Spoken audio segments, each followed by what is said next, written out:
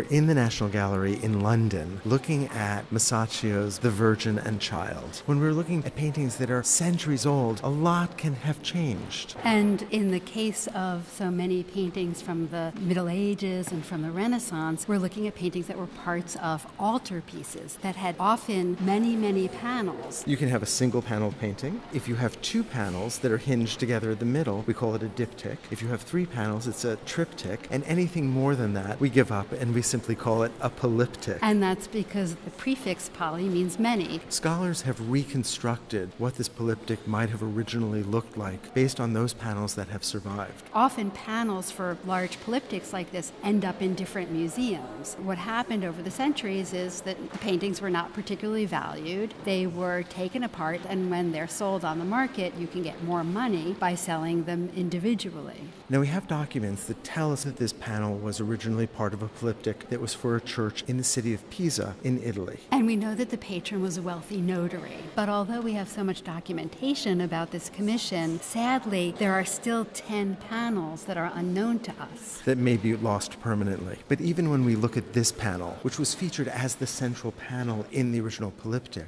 even here there are losses. This was intended for a church, and churches were illuminated with candles and lanterns that threw off a lot of soot, which meant that people would periodically clean the paintings and do so not with the care of a modern conservator. And that's evident if we look at the drapery of the angels. We can see areas of paint loss. We see that also in Christ's feet and in the Virgin Mary's left hand. But we're still so lucky to have what survives here. And there still is so much to see. The largest figure by far is the Virgin Mary. She wears this beautiful, brilliant blue cloak with this red undergarment, which originally would have had silver underpainting that would have been quite luminous. And there are other areas that were probably brightly painted and very decorative that are lost to us. For example, if we look at the wings of the two standing angels. Look at the Christ child. This is such a difference from the way in which he had been represented in earlier Italian paintings by Giotto or even earlier by Cimabue. Here we see an infant that has baby fat, whose head is appropriately large in proportion to his body. This feels like a real child. Well, look at the way that he eats the grapes out of his mother's hand. As he eats them, he keeps two fingers in his mouth, which just seems so characteristically childlike to me.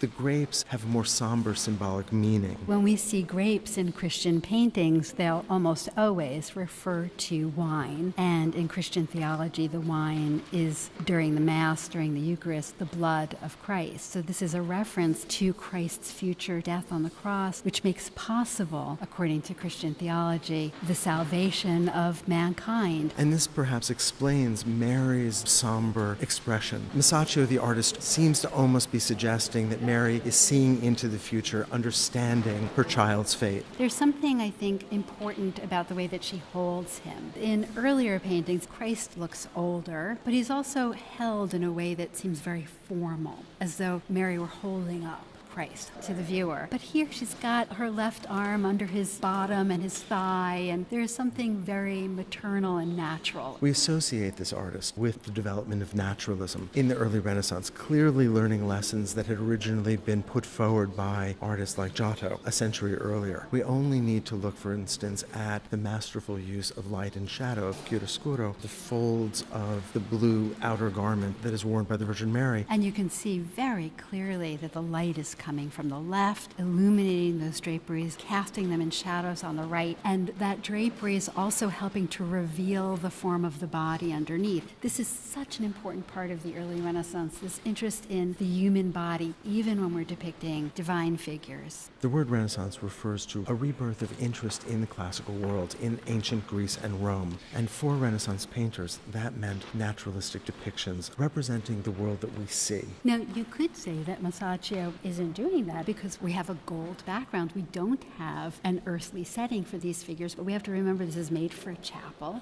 The way that it's painted is dictated by the patron, who may very well have specified the gold background, which would have shown off the patron's generosity toward the church and his own wealth. But Masaccio has minimized the gold by creating a high back for the throne on which the Virgin sits. And if you look closely at that throne, you'll see classicizing columns, a clear reference to the interest at this moment in antiquity. And there's yet something else we might not notice at first when we think about the influence of the classical world. That pattern of wavy lines we see along the bottom. This pattern is called a stridulated motif, and we think that Masaccio was borrowing it from ancient Roman sarcophagi, also a reference to Christ's eventual death and entombment. The angels clearly stand behind the throne, and the other angels are in front of the throne, and there's that very characteristic interest that Masaccio has in creating an illusion of space, something that was key for the artists of the Renaissance. Well, look at the angels at the front step. They're both holding lutes at extreme angles from our perspective. We call this foreshortening. And it helps to create an illusion of depth there in the front.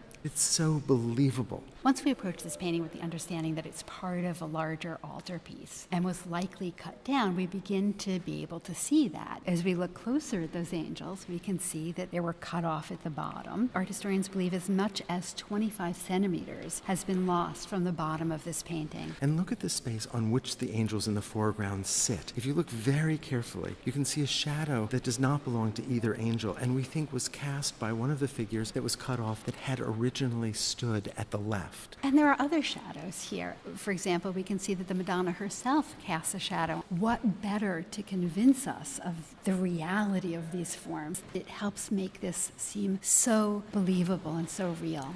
And will have a profound impact on the development of Renaissance art. When we think of the masters of the High Renaissance, Michelangelo or Raphael, they are all indebted to the work done by earlier masters like Masaccio.